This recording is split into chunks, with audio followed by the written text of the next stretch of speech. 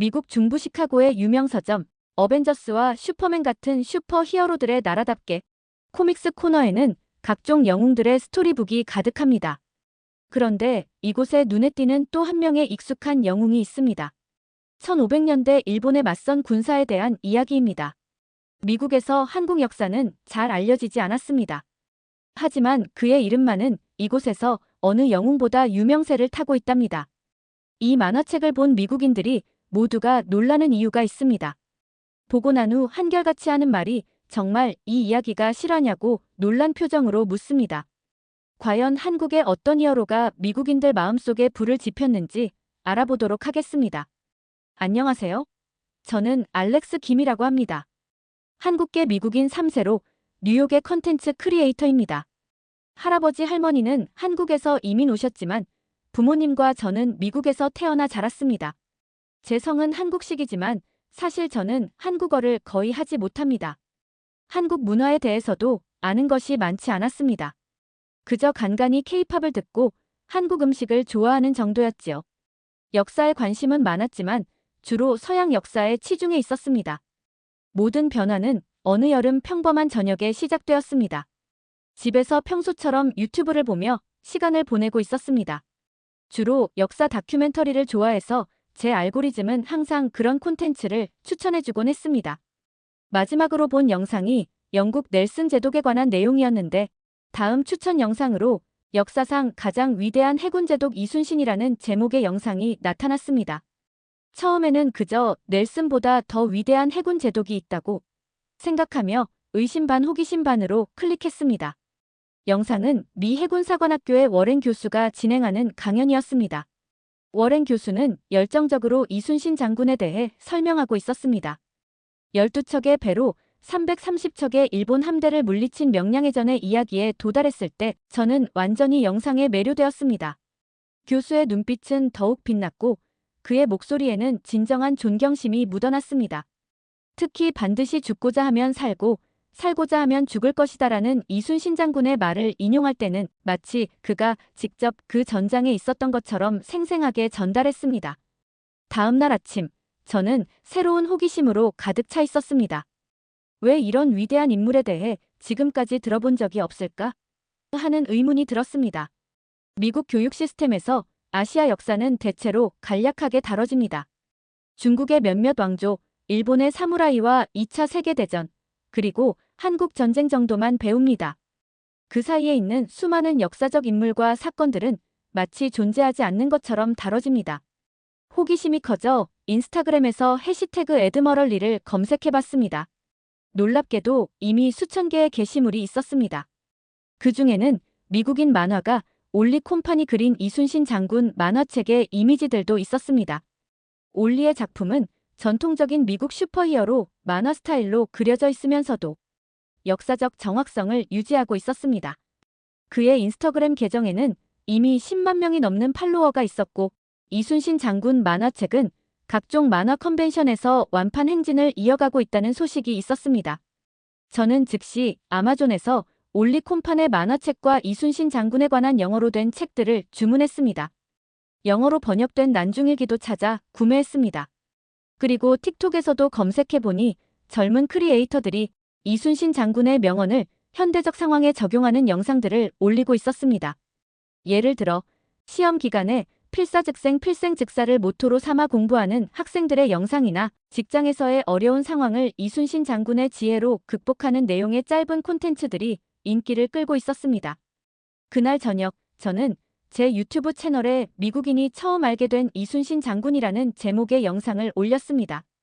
단순히 제가 알게 된 내용과 느낀 점을 공유하는 영상이었습니다. 하지만 다음 날 아침 일어나 보니 영상은 이미 5만 뷰를 넘어서고 있었습니다.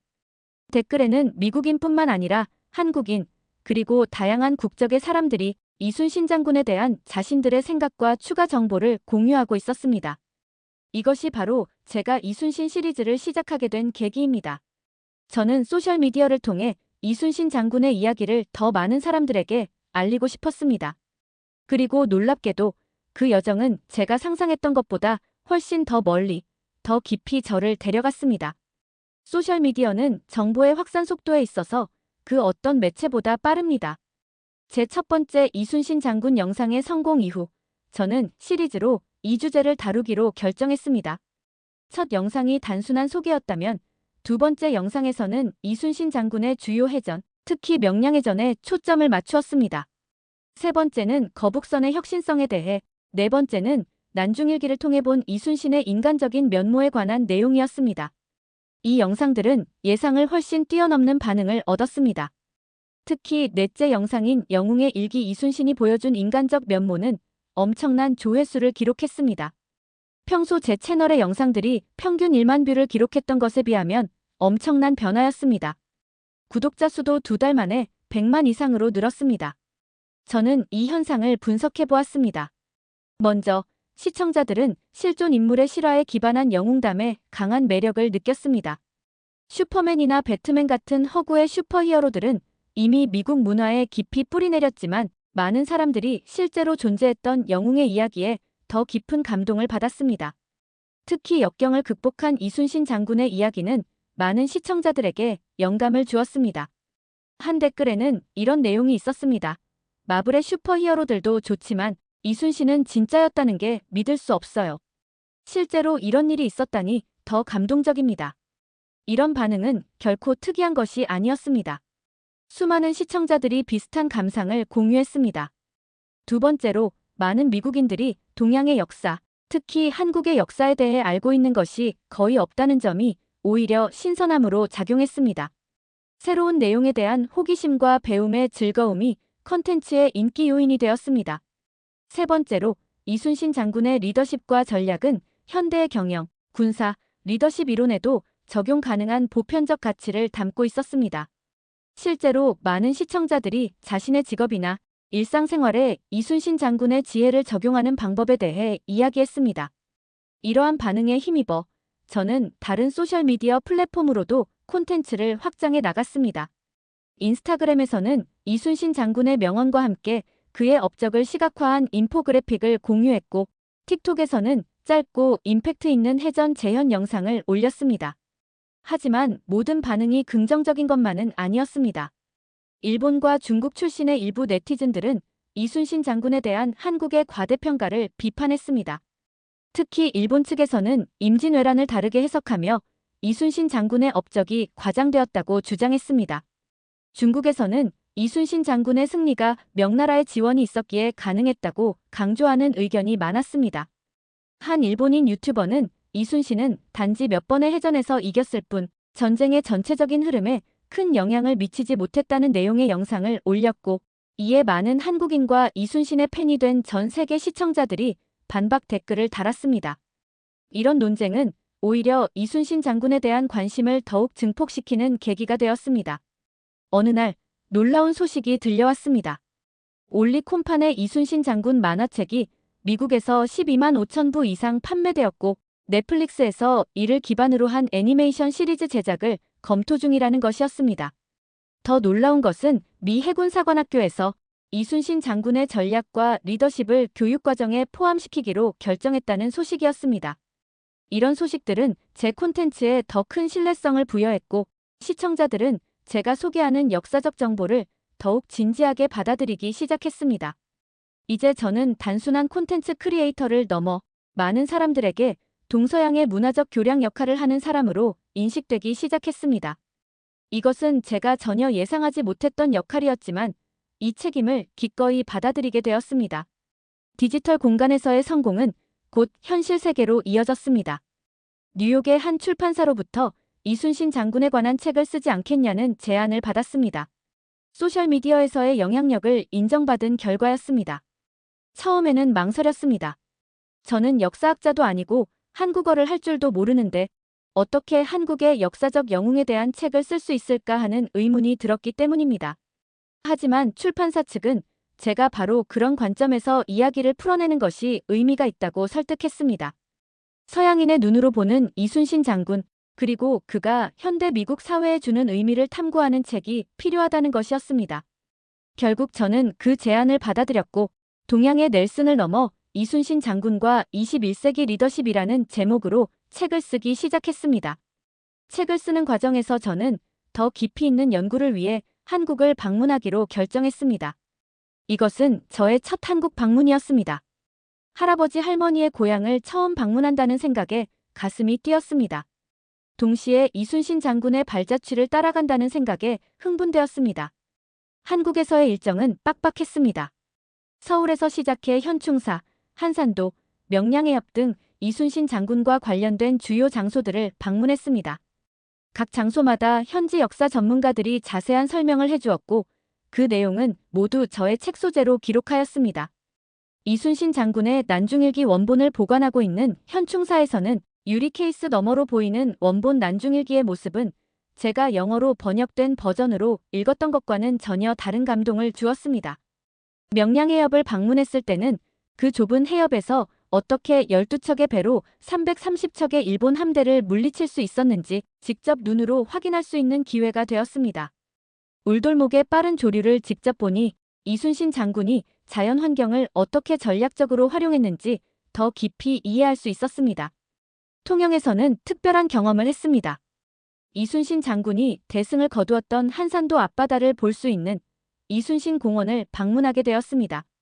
공원 중앙에 정자가 우뚝 자리하고 있으며 청동으로 만든 높이 17m의 이순신 장군 동상이 한산도 앞바다를 바라보고 있고 한산대첩의 하깃진이 펼쳐졌던 바다의 풍광을 바라보며 가이드분께서는 이순신 장군의 이야기들을 들려주셨습니다.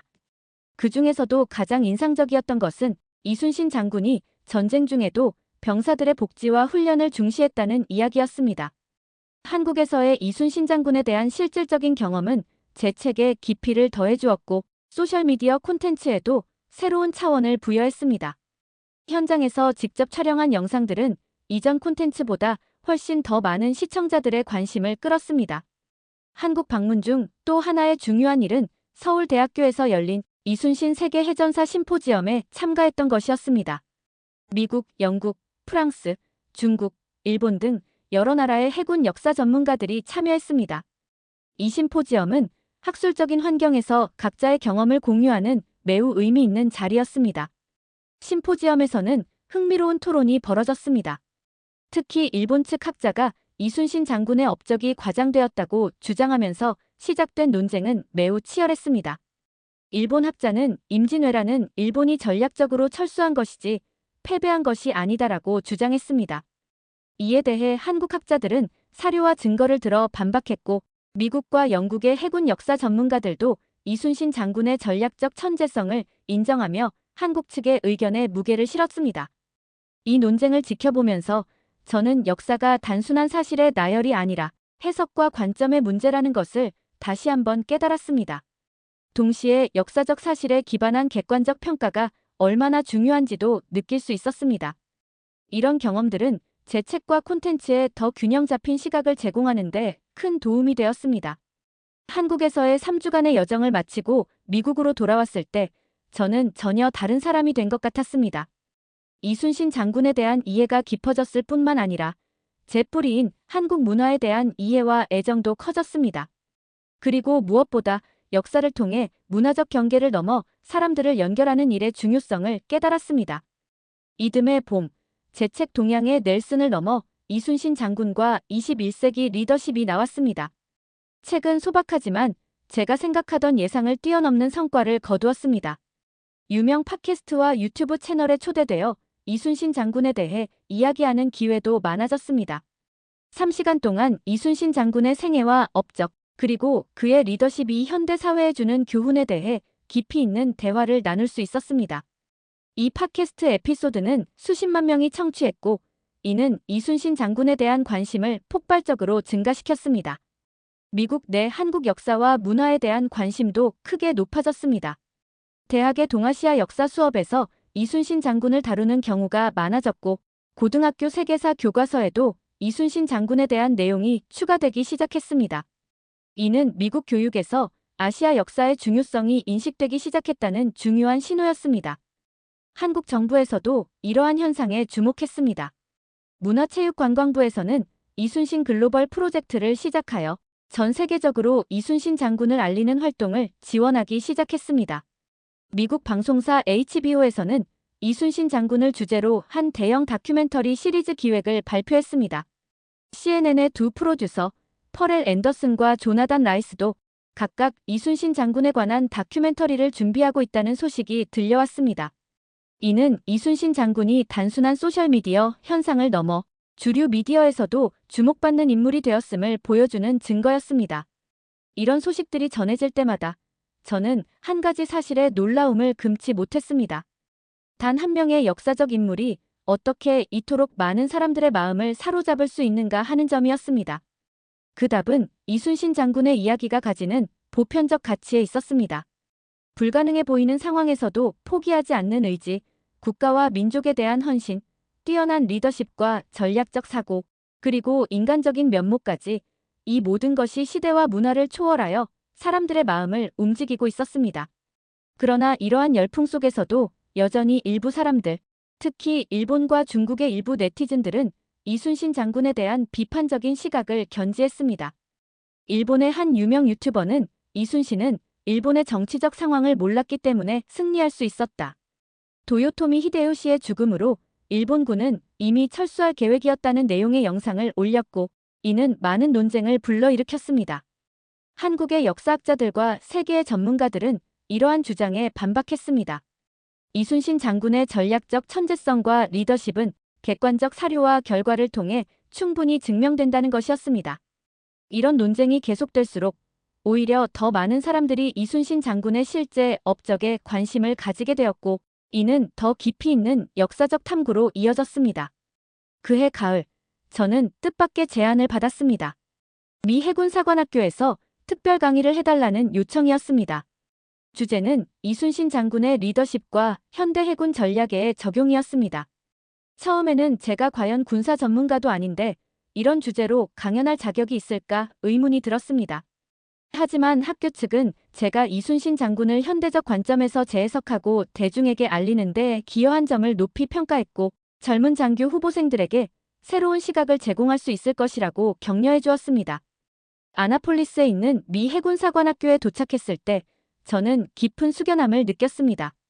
이곳은 미국 해군의 미래 지도자들이 양성되는 곳이었고 많은 역사적 인물들의 초상화와 업적이 전시된 곳이었습니다.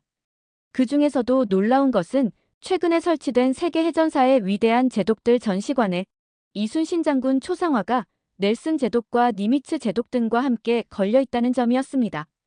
강의실에 들어서자 200명 가까운 생도들이 자리를 채우고 있었습니다. 저는 이순신 장군의 생애와 주요 해전에 대한 간략한 소개로 강연을 시작했습니다. 그리고 그의 리더십의 핵심 요소들을 현대적 관점에서 분석했습니다. 특히 강조한 것은 역경 속에서의 회복 탄력성, 혁신적 사고, 정확한 정보 수집의 중요성, 그리고 부하와 국가에 대한 헌신이었습니다. 강연 후 질의응답 시간에는 많은 생도들이 이순신 장군의 전술에 대해 깊이 있는 질문을 던졌습니다. 한 생도는 하깃진 전술이 현대 해군 작전에 어떻게 응용될 수 있을까요? 라고 물었고 다른 생도는 이순신 장군이 오늘날의 기술과 무기 체계를 갖췄다면 어떤 전략을 구사했을까요? 라는 흥미로운 질문을 했습니다. 이런 질문들에 대답하면서 저는 이순신 장군의 지혜가 400년이 지난 지금도 여전히 유효하다는 점을 실감했습니다. 강연 후 해군사관학교의 군사역사학 교수인 로버트 맥팔레인 박사가 저를 찾아왔습니다. 그는 최근 사관학교의 교육과정에 이순신 장군의 전략과 리더십을 정식으로 포함시켰다고 말했습니다. 우리는 주로 서양의 해군 영웅들을 중심으로 교육해왔지만 이제는 더 글로벌한 시각이 필요합니다. 이순신 장군은 그런 면에서 완벽한 연구 대상입니다. 특히 열세한 상황에서의 리더십과 혁신적 전술은 우리 생도들에게 큰 교훈이 됩니다. 라고 설명했습니다. 맥팔레인 박사는 또한 미국 해군사관학교가 한국 해군사관학교와 교류 프로그램을 시작했다고 덧붙였습니다. 이 프로그램의 일환으로 미국과 한국의 생도들이 서로의 국가를 방문하여 양국의 해군 역사와 문화를 배우게 된다는 것이었습니다. 이 프로그램의 중심에는 이순신 장군의 정신을 배우는 것이 포함되어 있었습니다. 해군사관학교 방문 이후 저는 미국 전역의 대학과 고등학교에서 강연 요청을 받기 시작했습니다. 미국 대학의 동아시아 역사학과에서 특별 강연을 요청했고 고등학교에서도 세계사 수업의 일환으로도 저를 초청했습니다. 특히 인상적이었던 것은 워싱턴의 한 공립고등학교에서의 경험이었습니다.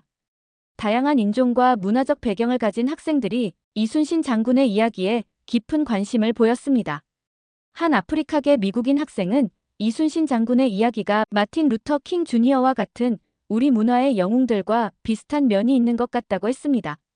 불의에 맞서고 자신의 신념을 위해 싸우는 정신이 있다고 했습니다. 또 다른 라틴계 학생은 저는 이런 아시아 역사를 배운 적이 없다며 학교에서 다루는 아시아 역사는 너무 제한적이라 이런 이야기를 더 많이 알고 싶다고 했습니다.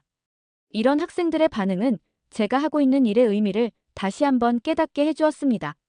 이순신 장군의 이야기는 단순한 한국 역사의 일부가 아니라 인류 보편적 가치를 담고 있는 이야기였고, 그렇기 때문에 다양한 문화적 배경을 가진 사람들에게 울림을 줄 수 있었습니다.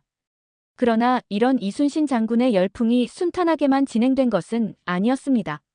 일본계 미국인 커뮤니티의 일부에서는 이순신 장군을 미화해서는 일본에 대한 부정적 시각을 심어줄 수 있다는 우려를 표명했습니다. 이런 논쟁 속에서 저는 균형 잡힌 시각을 유지하려 노력했습니다. 이순신 장군의 업적을 알리는 것은 특정 국가를 비난하기 위함이 아니라 인류 역사 속의 위대한 리더십과 용기를 배우기 위한 것임을 강조했습니다. 또한 역사 교육은 다양한 관점을 포함해야 한다는 점을 항상 상기시켰습니다. 중국의 교육계에서도 흥미로운 반응이 있었습니다. 중국 일부 역사학자들은 이순신 장군의 승리가 명나라의 지원 덕분이었다는 점을 강조하며 이를 중국의 역사적 공헌으로 재해석하려는 시도를 보였습니다. 이는 역사가 종종 현재의 정치적 문화적 맥락 속에서 재해석된다는 것을 다시 한번 보여주는 사례였습니다. 이런 다양한 해석과 논쟁 속에서도 교육 현장에서 이순신 장군에 대한 관심은 계속해서 높아졌습니다.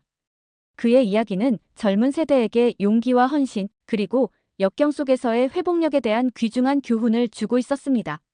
2024년 말 이순신 장군 열풍은 단순한 문화적 현상을 넘어 미국의 국가 전략에 영향을 미치기 시작했습니다.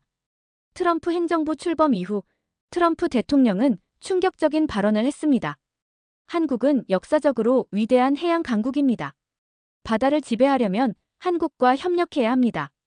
이 발언은 전 세계 언론의 헤드라인을 장식했고, 이후 국무부와 국방부 고위 관리들이 유사한 메시지를 언론에 전달하면서 이것이 새로운 미국의 전략적 사고를 반영한다는 사실이 분명해졌습니다. CNN 인터뷰에서 국무장관은 임진왜란 당시 이순신 장군이 보여준 해군력과 전략적 천재성은 400년이 지난 지금도 중요한 교훈을 줍니다. 한국의 조선 기술과 해양 전략은 그때부터 이어져 온 위대한 전통입니다. 라고 말했습니다. 이런 발언들을 들으며 저는 이순신 열풍의 더 깊은 의미를 생각하게 되었습니다. 미국은 중국의 부상과 함께 태평양 지역에서 영향력 경쟁에 직면해 있었고, 중국의 해양 팽창은 미국의 전통적인 해양 패권에 도전하고 있었습니다. 이런 상황에서 한국은 미국에게 매우 중요한 전략적 파트너가 되었습니다. 미 해군 수뇌부 내에서도 이순신 장군의 전술과 전략이 진지하게 연구되고 있었습니다. 한 해군 제독은 이순신 장군이 열세한 상황에서 승리를 이끌어낸 방법, 특히 지형과 조류를 활용한 전술은 현대 해군 전략에도 여전히 유효하다고 밝혔습니다. 워싱턴 DC의 한 싱크탱크 컨퍼런스에서 미 해군 전략연구소의 연구원은 미국이 직면한 도전은 임진왜란 당시 조선이 직면했던 상황과 유사점이 있다고 했으며, 당시 이순신 장군의 혁신적인 전략이 나라를 구했듯이 오늘날 미국은 중국이라는 도전에 맞서 한국과 같은 동맹국의 지원이 필수적이라고 말했습니다. 이것은 비대칭 위협에 대응하는 데 필수적임을 강조했습니다. 이런 현상을 보며 저는 이순신 열풍이 단순히 영웅담이 아니라 현재 미국이 처한 상황에서 한국의 중요성을 인식한 결과라고 생각했습니다. 임진왜란 당시 이순신 장군이 나라를 구했듯이 미국의 지도자들은 한국이 미국의 미래 전략에 중요한 역할을 할 것이라고 믿게 된 것입니다. 역사적으로 세계를 지배한 강대국들은 모두 강력한 해양력을 가진 국가들이었습니다. 영국, 스페인, 포르투갈, 그리고 미국까지 이들은 모두 바다를 지배함으로써 세계적 영향력을 확장할 수 있었습니다. 해군 전략 전문가 제임스 홈즈 교수는 저서에서 이순신 장군의 전략은 현대 해군 전략의 핵심 원칙을 담고 있으며 미국이 중국의 도전에 대응하는 데 중요한 교훈을 제공한다고 강조했습니다. 이런 인식 변화로 한국은 이제 단순한 동맹국이 아니라 미국의 태평양 전략의 핵심 파트너로 인식되고 있었습니다. 워싱턴 포스트에 따르면 백악관의 한 고위 관계자는 중국을 견제하기 위해 한국은 필수적입니다. 임진왜란 당시 이순신 장군이 조선을 구했듯이 한국은 미국의 태평양 전략의 성패를 결정할 수 있는 핵심 국가입니다. 라고 말했다고 합니다. 이순신 장군의 필사즉생 필생즉사 정신은 오늘날 미국의 상황에도 적용됩니다. 기존의 패러다임에 안주하면 쇠퇴할 것이고 과감하게 변화를 받아들이고 새로운 협력 관계를 구축한다면 번영할 것입니다. 바다를 제패하는 자가 세계를 제패합니다. 이순신 장군이 보여준 해양 전략의 중요성은 400년이 지난 지금도 여전히 유효합니다. 그리고 이 교훈을 깨달은 미국은 이제 한국과 함께 새로운 해양 시대를 열어갈 것입니다. 이것이 바로 이순신 열풍의 진정한 의미입니다. 앞으로 더 많은 한국 역사 이야기를 탐구하고 현재의 교훈으로 삼을 수 있는 사실들을 여러분께 전해드리겠습니다. 그럼 안녕히 계십시오. 오늘의 사연 어떻게 들으셨나요? 재미있으셨다면 구독과 좋아요로 다시 만나뵐 수 있으면 좋겠습니다. 이상 감동하우스였습니다.